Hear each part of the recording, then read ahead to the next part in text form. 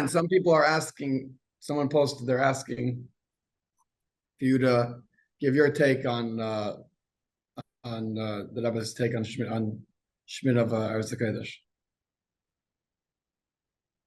Who are you speaking to? To you, Simon. Somebody posted that they wanted you to take your take on the fact that the Rebbe said it's the safest. But you asked the question, but obviously you probably have a mahalach. Well, first of all, I'm not afraid to say, because the Rebbe said it, and it's the truth, that we don't have answers to all questions. As I said in my few words earlier, that's not weakness, The Rebbe said, especially in Nun Aleph, Nun Beis, many times, why did the Geula not come yet? He said, so that's number one. I'm fine with that. Is for me personally, that's sufficient. The thing is that you have to have Damash Toshiv, You meet many people, and it's easy to say, deflect them all and just say, we're only going to talk action. But you have to have words. We're part of Chabad. We need to be able to say something. Even when you say you don't have an answer, is also a statement. On a deeper level, remember the Rebbe is quoting Torah. The Torah says, "Eretz asher einei Hashem alekecha bo mereshis hashana v'adach lishana." It's not the Rebbe's chiddush that Eretz Yisrael is einei Hashem alekecha bo. So the question really is on the pasuk. If God is watching, and hine le'yonim v'le'yishon Shem Yisrael, and all the other psukim and haftachas and so on and so forth. So how does anything happen to Am Hanivcher, B'ni B'chei Yisrael, Bonim Matam Hashem Alekechem? So to me, it all goes into that bigger picture where you have to acknowledge that some things are not fully understood. At the same time, you can go the other direction. What Rabbi Slonim said, I'll just go for a step further, is how many miracles are happening at Yisrael. The mere fact that a little country that began as a fledgling country with a small population, surrounded by enemies and armies, is existent, not just existent, has such power. Is that not a miracle? Is that not, if you went b'derech hateva, you'd think this country should have been overran 100 times by its enemies. So in the Hanami, there are times where, like in this case, like Yom Kippur War, there are casualties, a lot of casualties. It still doesn't take away from the Hashgacha El Yena, and we know that to be the case. The 6 million Jews is obviously the biggest question of all, simply because of the number. Even though the Rebbe says the question doesn't matter what the number is like. But so I was really asking in the context of when you speak to someone who asks such a question, what do you say to them? How do you? So my approach would basically be is we don't have answers to all the questions. It doesn't take away from the miracle of the Jewish people, from the fact that we are here today is a miracle. The fact that there are, God forbid, tragedies in life does not take away from the miracle that each of us call neshima ta'alad yudke. Every breath is a miracle. So I think it has to be put in context, and I don't think we need to have complete answers. We have to be empathetic. We have to show sensitivity. You don't want to come across. I have heard from too many people. I speak to my rabbi, and he tells me God is good, everything is good, and just think good, everything else will go away. Not everybody can as Kalim to fully live that way. So you have to have as much asis and empathy. At the end of the day, let's be honest, these are emotional questions, not intellectual ones. People are crying from their heart. Everybody's shaken up by what's going on here is not seichel. It's emotion, and it's good emotions. It means we feel, we feel the pain, we feel the tzar, but the ultimate response is chiyuv and action for every neshama. Why was the Rebbe so upset when they said we'll leave an empty chair by the Seder? The Rebbe said, no, fill the chair with a Jew. What are you leaving an empty chair? We don't remain grieving over the loss. We replace the loss with 10 times as much effort that we have to make. In other words, any void, any void, any vacuum, anything lost, for these 1,200 Kadeshim that died al Kiddush Hashem, we have to build hundreds of mazes and do everything that they would have done had they continued. That's the Rebbe's approach. So it's not like we forget. On the contrary, that's how we honor them. We're not ignoring them. We honor them that way. That's what the Rebbe did. But somebody was asking, which I think I know the answer. I mean, my opinion on this. Someone's asking a follow-up question: do we still have the right to tell people that it's the safest place on earth? And obviously, I don't see anything changed. But look, yeah, I heard from Shlomo Schwartz and from others that were at the 6-day war. They were in Teres Emes. The Rebbe said no one should leave. Everything will be fine. it needed Amunah at the time, because I don't know if you know, but Rahman al-Islam, they were digging up hundreds of mass graves in parks and stadiums because they were preparing for a Holocaust. Rahman al-Islam. And he said there were bullets whizzing over their heads as they were lying under the benches in Teres Emes during the Milchama. And they stayed. So we go on the Rebbe's achrayus. If the Rebbe had not said this, no one has the right to say it. So when I tell somebody, an individual right now, go travel to Israel and so on, my children travel? I don't know if I would tell someone to do that right now. The Rebbe did tell people, that was their question, should we go to Eretz Yisrael? I mean, today, I don't even know if you can go if you want to go, even if you want to go. But we still believe, listen, all the haftachas and promises of the Eibishter are not weakened because of the tragedy. It's a tragedy, but we, as I said before, we are not defined by that. We're defined by a higher hand that keeps things. So I think it's important to give people chizuk.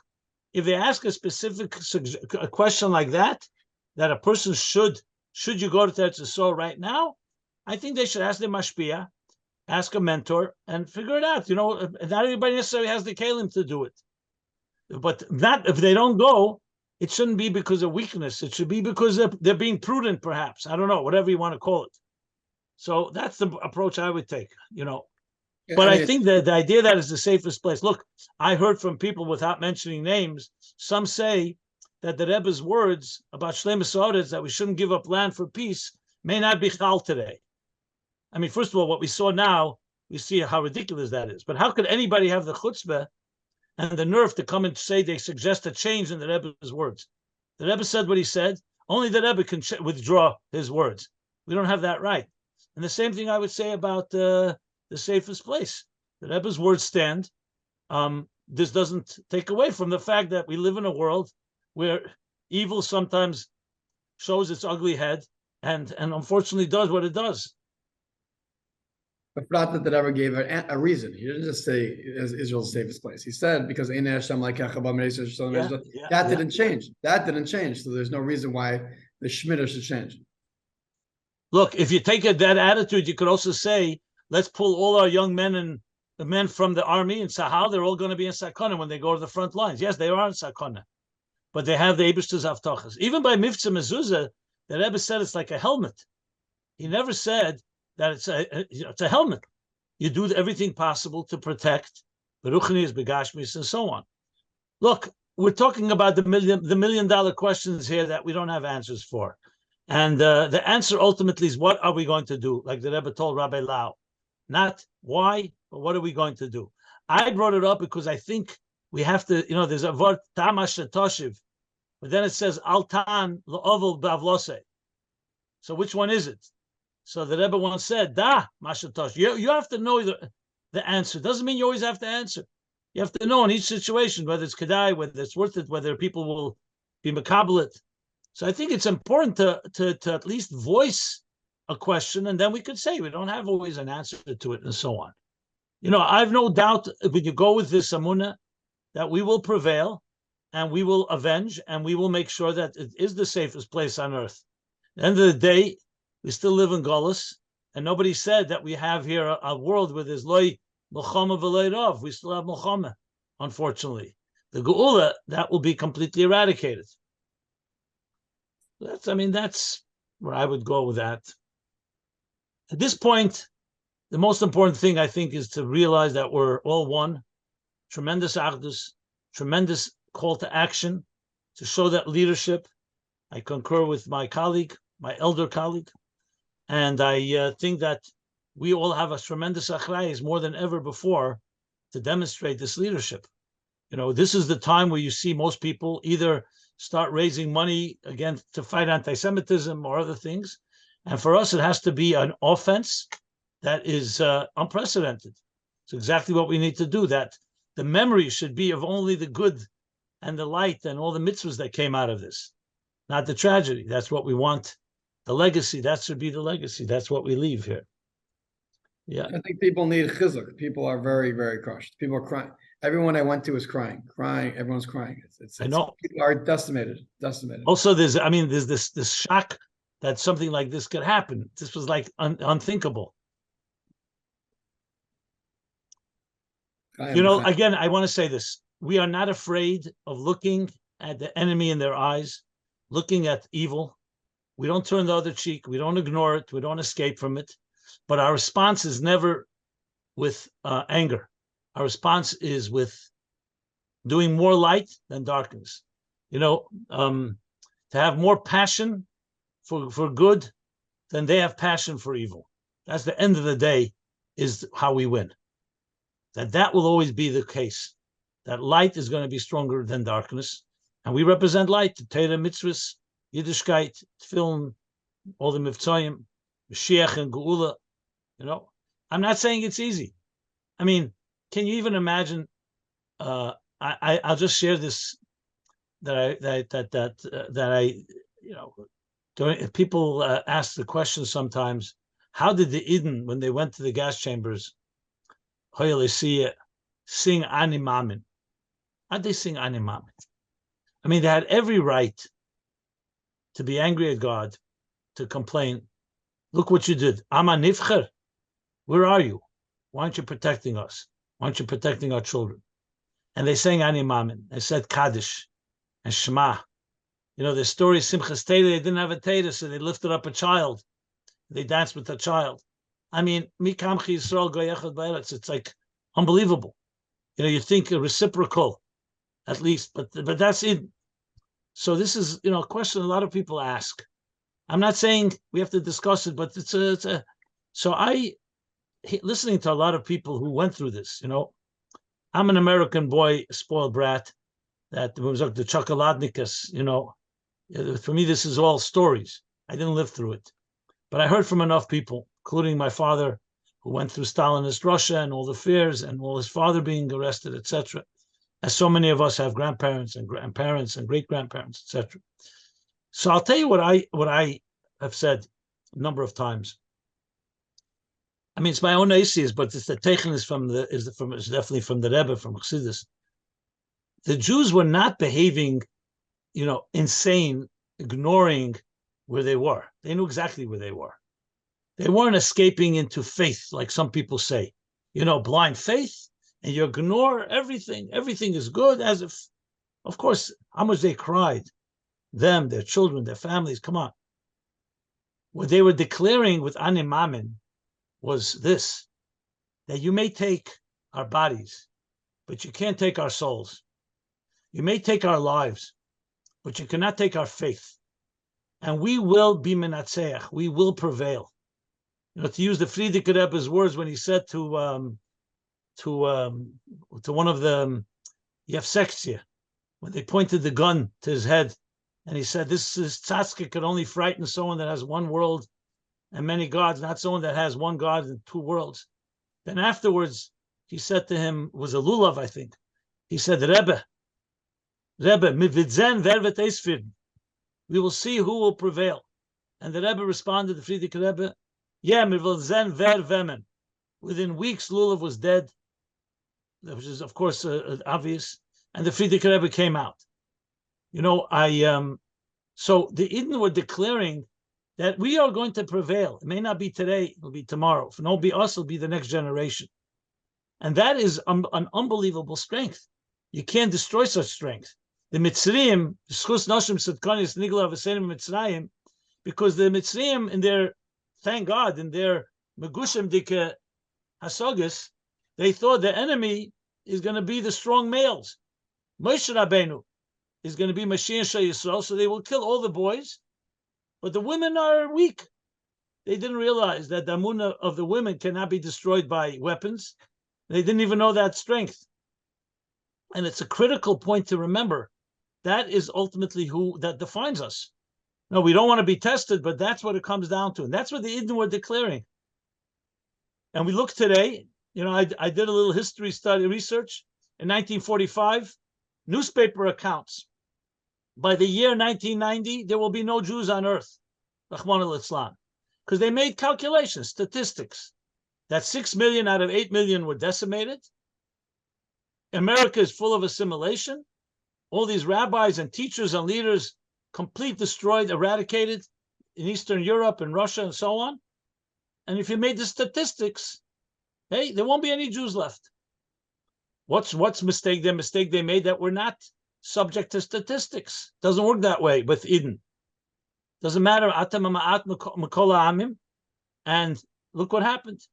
A rebuilding, a renaissance of Yiddishkeit. Yes, we have our challenges. There's plenty of assimilation and other things.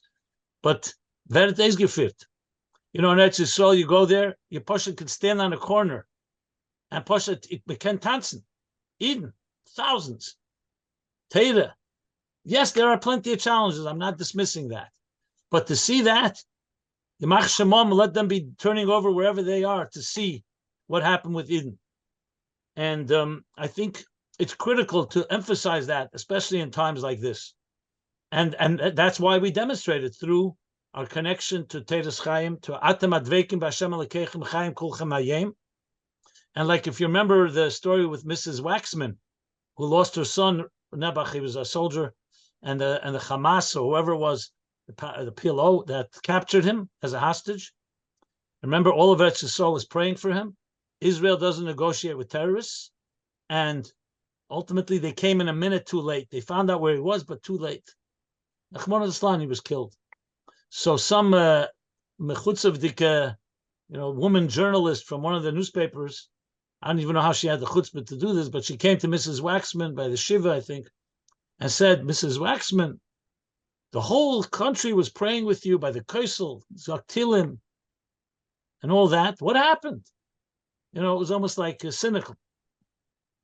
And Mrs. Waxman calmly, with aplomb, with dignity, said to her, our prayers went up to heaven.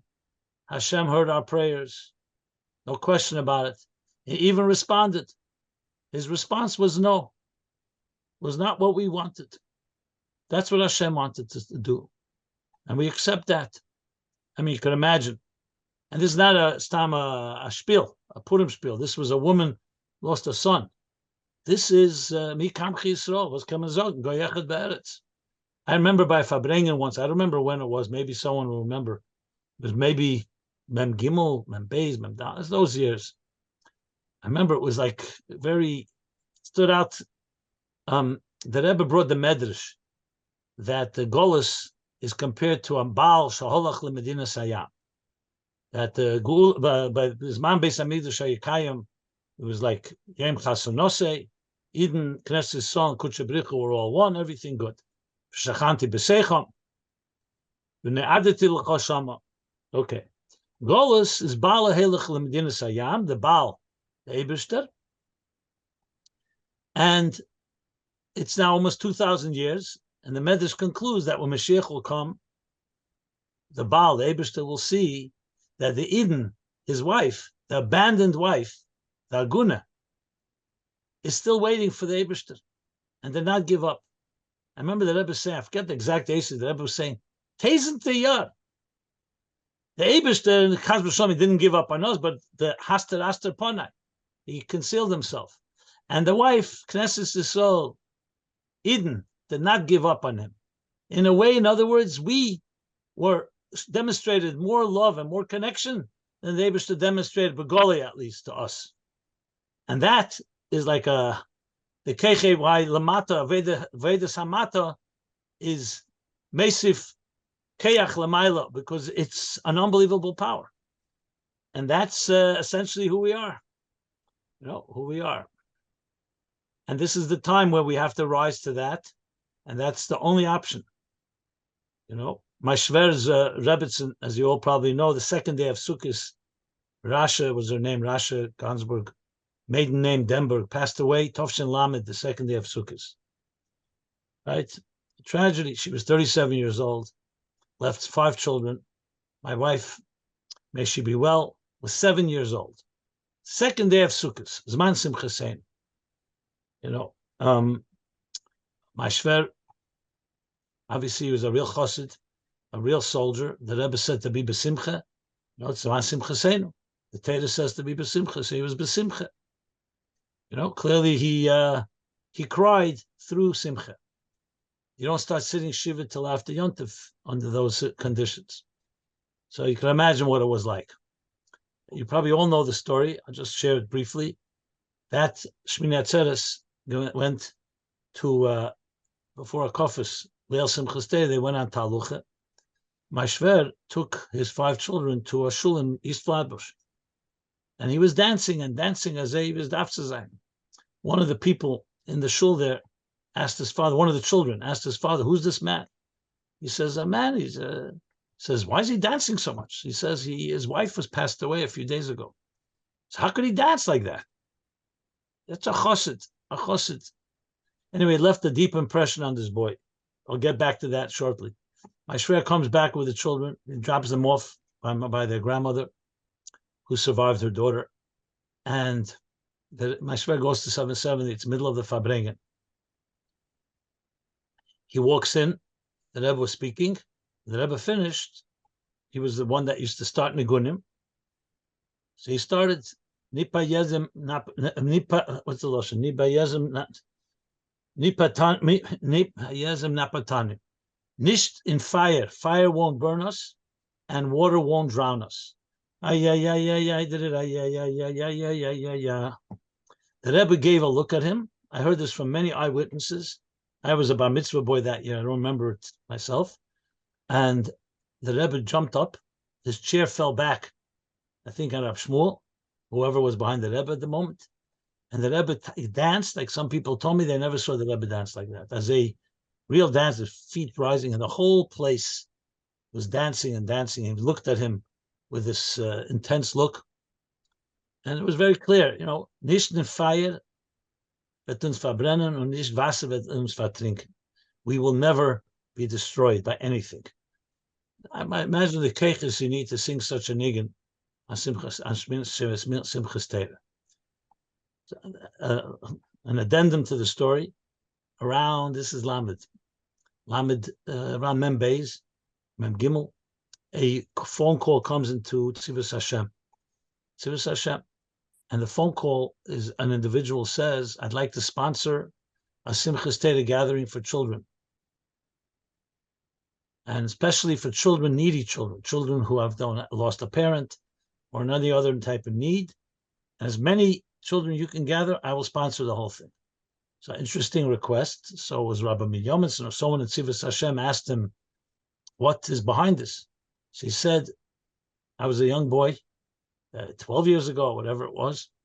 I remember a chassid, and I think he knew the name, Rabbi Gansberg, came in with 5 children and was dancing and dancing. And I was told that this was a man who just lost his wife. And I left such an impression on me that I determined one day, if I'm able to, I will sponsor a Simchas Torah for children that have the same need. Just to show the effect. This is the Rebbe would say, Nimna ham nimnoes. This is the paradox of Jews.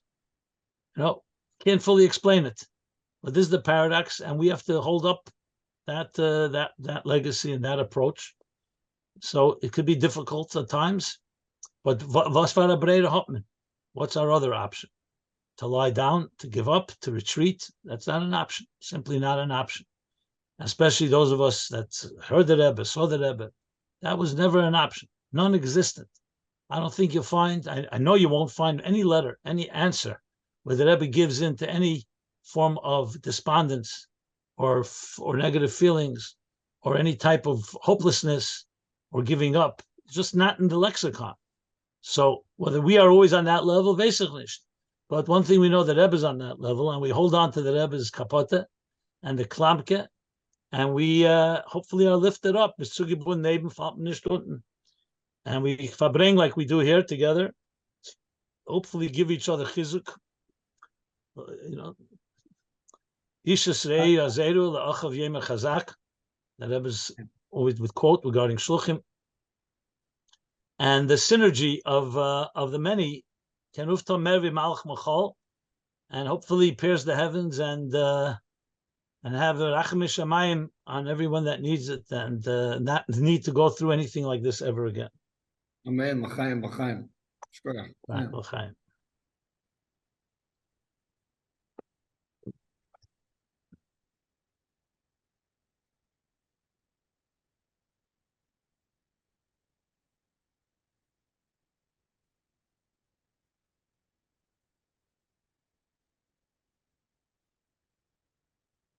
Lomo yemru agoyim ayel lekechem. I always think of that pasuk. I feel the same way as a chassid of the Rebbe's. Lomo yemru, everyone ayeh haRebbe. So we have to make sure that question is not ever a question, because the Rebbe lives on through us, and even though sometimes it's a helam, nevertheless, we demonstrate that we will not give in to the Helen Vehester. What did the Rebbe say? Yudalit Kislev Tovshin Yudalit. And it was when he spoke about Yudalit Kislev, he spoke about das the tog, but zugebun mir mit eich und eich mit mir, und zusammen will mir eis matter in dem Golos. That's what he said. Zusammen will mir eis matter in dem Golos. So we will not give in to the Helen Behester, and we will demonstrate that light is stronger than darkness. That's our motto. You can almost say this. This is the worst day of death of Yidden in the Rebbe's Nasius. Yeah, since the Holocaust, they say. It's the worst day of. Such a day never happened. Such a day never happened. Yeah. So it's devastating. Hello, remember, to use psychological terminology, devastation and grief and even anger is energy. The problem is it's negative energy. It's inverted. It's like imploding. It's energy that's going inward instead of outward. And energy can always be transformed. What the Rebbe taught us to do is take that energy and harness it and direct it toward a tremendous passion. Let's ask also a little bit of a tiny practical question. We're going to be honest, L'chaim and I'm bringing. Why confuse us with the facts? With the practical facts. I think some people have definitely been in this rabbit hole. I know I was for a little bit. I'm trying to be on top of the news and on top of what's going on, and you almost feel that you have a mandate to do that, because how could you ignore what happened? How could you act like you don't want to go through this, so you can't handle this, so you're not gonna digest these developments and this information, when that's a little bit maybe disrespectful to. But you're not going to even. Would you not do that about a brother? Would you not do that about a family member? Would you not do that about?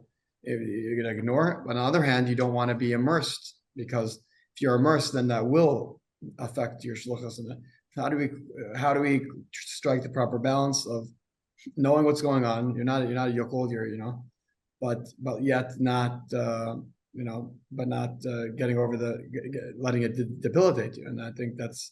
For me, as far as that I'm concerned, is I just started this after this morning. I'm out for at least I need a breather. I'm not. I can't. And so the question is, how do you engage with that whole system? Yeah, look, I mentioned before the tragedy, the second day of Sukkot Tafshin Lamed. My sister-in-law Sarah Lieberman wrote a letter to the Rebbe about the loss of her mother. And the Rebbe wrote back to her a 2-page letter in Hebrew, maybe 3-page, 2-page or 3-page. And the Rebbe Mamish addresses this question you're asking. I don't know if you've seen it. It's printed now in Igris Kodesh. I actually used it as a basis for the chapter on death and grieving in Torah Meaning for Life. And the Rebbe says, basically, that Shiva is not supposed to be less than 7 days, not more than 7 days. And it says each way is considered to be achzarius, or, basically. And the Rebbe says, how could you regulate emotions? If you're sad, you want to cry for 14 days. How could someone tell you not to? If you don't want to cry so much, you want to cry only for 3 days. What's happens? Meet them all 7 days, and then suddenly So the Rebbe answers briefly that first of all, the Torah knows what is the healthy way of grieving, not to overgrieve and not to undergrieve. There's no such thing as someone saying, I have so much Amunah Pshuta, I don't even have to sit Shiva Rahman al-Islam. I don't have to do that. I believe the Neshama is Nitzchi and so on. That's not. On the other hand, overgrieving is also not healthy.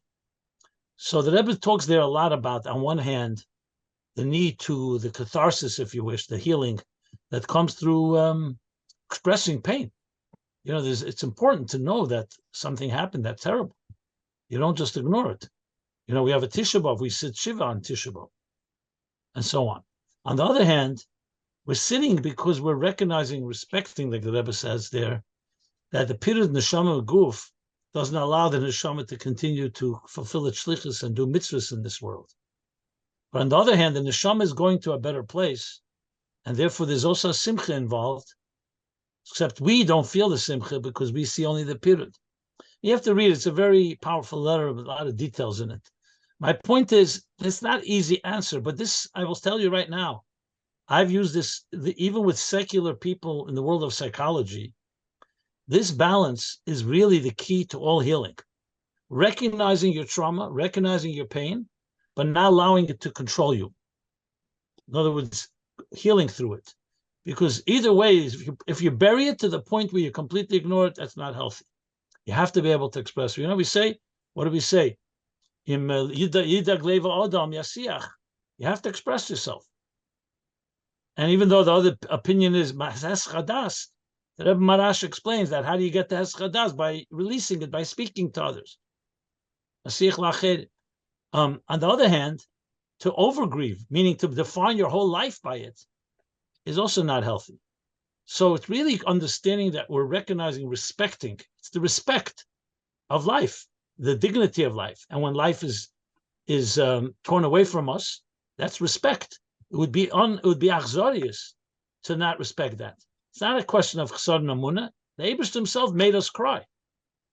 That's the nature. The Eibishter said that nature of a human being is going to feel sad when a loved one, or in this case, our innocent brothers and sisters in Eretz Yisrael, die.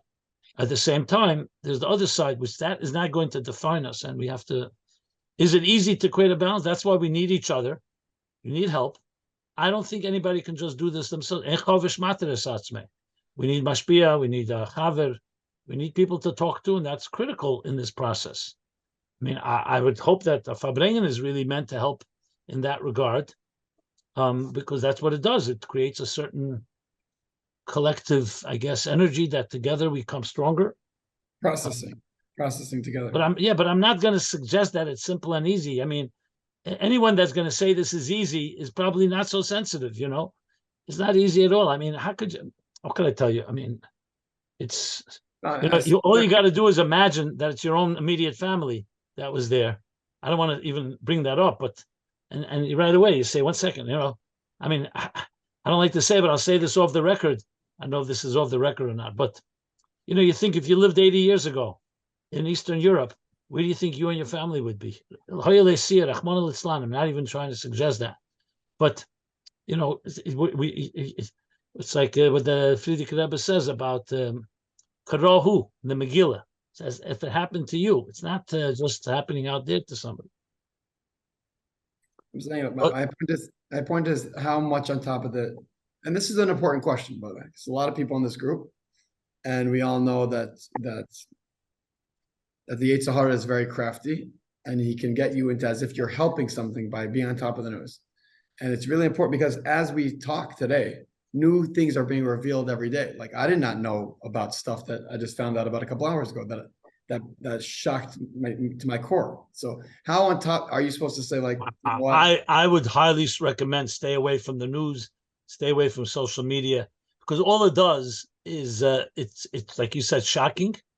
I don't know what it does to motivate. I mean, I listen. I do follow some of it because I need to be informed simply from the work that I'm doing and so on. But I would stay away because it ends up being I don't want to use the word sensationalism. It's like it's not. What is it doing for you? And if you're going to already do it, make sure you learn on our chassidus before and after. That makes more sense.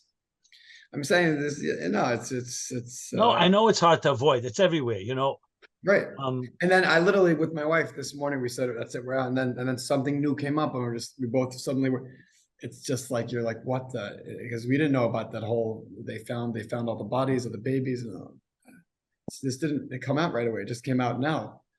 And, right, we were sucked right back into the rabbit hole, but it's important to know a little bit, but pull yourself out. Well, when I'll just tell you personally, whenever I see these things that make your blood boil and you go nuts from seeing it or hearing it, to me, I'll tell you what I do. I go and make a video.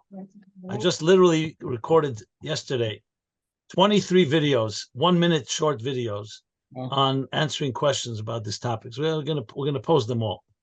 These videos are driven directly from my anger. When I see these things, right away, the juices start rolling. I say, what would the excuse me, sorry, what would the Rebbe say? To me, these things are always, I look at it as, as a driving force to bring more chiyuv and more energy, more light. And that I'm telling personally so if you indeed are shocked, maybe it should be a reason to go out and put on film on 100 more Yidden or 1,000 more Yidden or do something else online. There's much to be done. I can tell you right now. The approach I'm taking is to minimize exposure. No, absolutely. That's the best. Definitely. But when I told I was talking to him, I said, we know it was bad. It was terrible. It was beyond terrible. We know that. And now it's just time to, why do we have to know every prat, as it's rolling out and, But as you said, the Yetzer Hara is very wily and is going to. He convinces you that it's negeya, for you to know, Yeah, I would agree. The Rebbe would say sometimes by Fabrengen, state the New York Times, Divas Wesens with the New York Times, Tove Aleichem Bracha. I heard that I was said that about baseball. That I spoke to one time about baseball, and that I was said when he spoke about Sandy Koufax, this is something I didn't see the sukkah. He spoke about Sandy Koufax, that I was said a whole sukkah about him, and then that I said, and if you don't know what the World Series is, Tove Aleichem Bracha. Divas Wesens like World Series, Tove Aleichem Bracha. Chaim L'chaim. Chaim L'bracha. No, but you have to address a real crowd. By the way, before you go, I see someone mentioned, I think it's a good point. If they would still have Sinai, the Gaza couldn't get armed. Interesting, because a lot of people argue that, hey, look, we have peace since Tov Shel Lamed Ches, since 1978. We have peace with Egypt. Egypt has never participated in a war against Israel. And the Rebbe said that giving up land would make more sakana. This is a very interesting point. Why is that? Wait a second. Why, if they would have Gaza? Why, if they would have Egypt? No, because Sinai is the Sinai goes all the way to Egypt. The whole Gaza comes after Sinai. That's how they get their arms. But they get it from Sinai, through Sinai, not through the water, because the waters are watched over. Interesting. I didn't think of that. That's a good point. That's a very stark of art. Wow, that is a stark of art. It's incredible. Wow. And also Bechlal Al Pi Teda, I don't even know if you're not allowed to look at all these images. Some of them push the bezoyin, like loy solin, Yeah. I think it is, yeah. You have to Back spit to up. I'm still shocked that it happens. Sometimes I wake up in the morning, I think maybe it's still a nightmare. I still cannot get over. Things were, relatively, there was a lull. We all felt, the gates of the Geula, the gate, it's going to take maybe, I know it's taking time, but this is like, if you don't strengthen your Amunah, there can be a lot of weakness here, because it's like, what the hell? What's going to be here? Like, Vifel Zashir, It's so disturbing and so upsetting and so insane that you can't even fathom. Okay, but you know what? Here we are. And I still stand by what I said, that we can't give in to this voice. It has to be, we are on the front lines. Really, if you're a soldier on the front line, you don't have time for questions like this. You have a war to fight. You have a war to fight. There are enemies, and we have a spiritual war to fight. And if not, then this is it. I always feel that. If anything rubbed off on me from the Rebbe was this the sense of urgency. We have to do something right now. There was no such thing as let's wait to make an asifa. It was, this sense of urgency, and that's really the only healthy way to go about this. I like what you said about comparing it to a real soldier. Meaning, what was that? It was from the Frida Kava. It said that when they'll behave like a soldier behaves. That the generals have to know they're soldiers, not the soldiers think they're generals. Yeah. No, meaning if we behaved like that, Mashiach would be here 20 years ago. We acted like front line, like Sayar Shloshas today in our shluchas. We acted like that, That's it, man. Yeah. I'm just looking at the comments. I just comment on some of the comments. Yeah. I see a good friend from Rio de Janeiro, Rabbi Goldman. Yeah. Tu b'shvat tov shelamet tes when the Rebbe cried. Zuntig is wart. Zuntig gesucht. Montig gesucht. Sintig, yeah. Oh, yeah. Hopefully the Rebbe's b'chias over all the sikhs weakened some of the Chavlei Mashiach. Früher, wenn ich gesagt, der Zettel zu Isaac Schwee wegen Be'enayre Isi? No, that part I missed. Oh, I spoke about this Barichus, Lefiarech. What time was it? Before 9:30 my time. Yeah, probably. It was the beginning. What I said was, Mama spoke about this. In Tovshin Chav Zayin, the Rebbe already said, as Sigevende V'hoye Toke B'Shefer Godel, aber Sefeld L'Shtachves L'Har Kotchi. Bo Evdim und Bo Nedochim Eretz Mitzrayim and Evdim Eretz Asher and Nedochim Eretz Mitzrayim. Sefeld, and the Rebbe geweint. And you could see when you read those sikhs, you hear them on tape. Yutas Kislev Chavches, Chazif Yutas Kislev Chavches, and Motzoi Simchas Teira Chavches, or Zweite Verbringen Shabbat Bereshis. And you could see that the Rebbe is seeing Hachacham Reis Haneled exactly what you're saying right now. He said, so Isaac Shvei asked the Rebbe when they returned. Remember the settlement called Yamit, northern. So the Rebbe then was before Lamed Ches, before Camp David, and the Rebbe geschrien wegen doch Shin Chavtes Svar. So Isaac Shvei asked the Rebbe, it's doch not a settlement, it's Yamit, it's nicht etwas Yerushalayim or somewhere that's Mamash Sakona. The Rebbe geämpft, I don't know the exact loshon, but the Teichen. Be'enayre isi, harakevet yetze mehatachna, v'loit seikim k'sheze nefel milahar, ele k'sheze yetze. Zeh the Rebbe mer wenige geschrieben. So I don't. It's like we talk about schar ve'enish. Nicht kein enish. Wenn man legt da rein a hand in fire and the hand wird verbrennt, das ist nicht kein enish. Siba mesubav. The Spezial Shin Chavtes, the Rebbe made it very clear, it's not a religious argument. It's a logical argument. It's an argument of B'derech HaTeva. I feel in Bernardo, I feel in Tzarfas, I feel in America. In other words, a sworn enemy.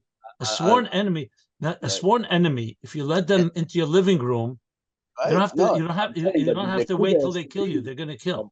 But the Nekud has to be. So I think, one second, I just want to say one thing. I just want to say one thing. The Rebbe was not pointing fingers and saying, you're at, the Rebbe zog dot neich, by the way, I says, I said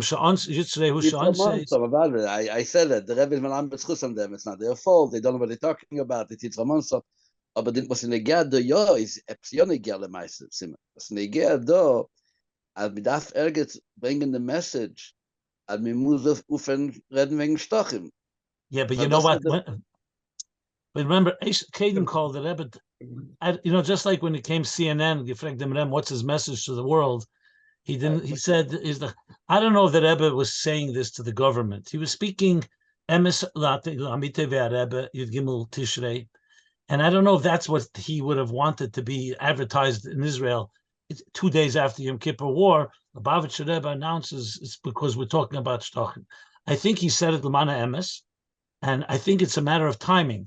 Right now, practically speaking, we have to mobilize and be Ba'agdus. There's a war to be fought.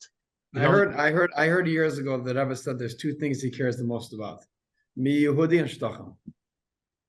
Yeah, you could see It wasn't a side point. It was. No, I didn't say side. I said, listen, when you go to you go be Menachem over somebody, you don't start explaining to them all the reasons I'm not saying now. Mit der verbringen them mit the government, mit the Yidden. 1,000%, 1,000%. Not a joke. This is it. And also there, what did the Rebbe Bepel? The Rebbe then came out with the Mitzrayim and so on. But that's an unbelievable thing you're saying, that they never would have had the weapons if not for that Sinai deal. It's unbelievable. It's unbelievable. Because people ask about Sinai all the time, that L'cheira Mitzrayim is a sustained big success. Anyway, I also had that thought about the Rebbe speaking that way. But you know what? You said about Sinai, you mean that the weapons come because of Sinai? Yeah. And the Sinai not given. What he said was that people say there's a thought out there that it was a success. Look, there's been peace with Egypt for 40 years. It was a giant success. Why was it ever so upset about that peace deal? And now we know that all that weapons, and they've been all these rockets, everything that they've been doing for a decade or 2 decades is all because of that deal. I'll be honest, Mordechai, I think that even the politicians in Israel, with all respect to Unzer Askonim, I don't think they've ever been explained properly. Maybe that's what the Rebbe meant as in Israel Shuld. No one has explained to them. They see the Rebbe as a religious leader telling us what religion says. They never saw it as a military strategy, and that's a big mistake. Because when the Rebbe spoke about Shin Chavtes, how many times did he say, Ich red jetzt nicht wegen Eretz HaKodesh und wegen Rashi, even in Chutzlaret, the dog gave love even in Chutzlaret. Exactly. And by the way, I also mentioned that in Crown Heights, when the Rebbe, Yachon Shepesach Tov Shin Chavtes, when the Rebbe came out against moving, he used Shin Chavtes too. Right. Yeah, it's in the Sikha in the back. Look at the Sikha. Yeah, exactly. So yeah, look. I think it's critical to know this. It's critical to educate. No, I'm talking more about the fact that was surprising. I'll tell you where it's relevant now. That they have to understand that this is not just about eradicating. Right now they want to just destroy Hamas, basically. This has to be a long-term strategy of the attitude. I wish they wake up. Listen, the Yom Kippur War was also a wake-up call. Dreitausend Nefoshes. It was the same surprise. Jetzt hat man Yom Kippur und hat man Simchas Torah, verstehst? Von beide Seiten. I mean, it's like it's. The feeling can ever understand one thing very clear. There's been more deaths of civilians in this war already. There's no question, especially in one day. Yeah, for sure. But there was other times when the Rebbe connected, didn't in Tabi the Rebbe said Mizlogein Zuchen the Mezuzas as a Ma'alot, yeah, that's right. And Ma'alot, I was just going to say Ma'alot. So it's interesting because the Rebbe a lot of times was not fond of people giving tirutzim or explanations. Right. But right. But there were times Lapel that like what you're saying, you'd Gimel Tisha, the Rebbe. But I'm saying, the funny what struck me. But I think in 1 second, it's look, when a Misnagid says that we punished because the Holocaust happened because of Avedas, I don't think you can equate that with what the Rebbe said you'd Gimel Tisha. It's not the same. I would tell you what struck my mind. You agree with me? That's not the same. No, 100%. But I'm saying what happened was it was when the Rebbe sagt, dass you Shabbat, das Kislev, ich weiß. This is alles. This is in the 72 hours. No. So because it says Valaret Emes. The Rebbe read. It was just like suddenly like a new. Mitzad echad, the Rebbe read, we get them in a kaf, so yomim she'enem b'rim tachnun, we get them in a kaf for simcha. And I'm telling my son in the car, when we're listening in the car in the airport, I said they were singing after the Maimer, they were singing Chach, Chach, Chach, Gela Vesuda, da. Yeah. I said, no, Gibakuk, a niggin, a feeding niggin, Gela Vesuda. It comes after the Sikha, it's quiet. I don't know why it's quiet. Maybe the Rebbe speaking something. Yeah, it's keine Sinknish. So I say, Stamm weiß bin ich was zu singen. So doch fort, Yom Kippur. Ich kann nicht sagen die Wörter und der Rebbe hebt on. Veso machto, becha, gecha. You can listen to the Sikha like, hello. So that's mit Tzadechot. It's actually like, well, I live, like I said before, in a Shiva, sagt man nicht red mir nicht wegen der Doktor, ich bin ein schlechter Doktor. Wir red wegen Shiva, wir red wegen Nechumim. The Rebbe is not doing it. He's talking about Tachlis. Guys, you talked about Shtochim. Stop it now. It's happening. Mi Yehudi, it's up. It's too short sichas. Simon, you know this. You heard it. First of all, I remember it from then. I was around, and but I think, look. When the Tata lent het me no brachas. That's how I look at it. Yeah, 100%.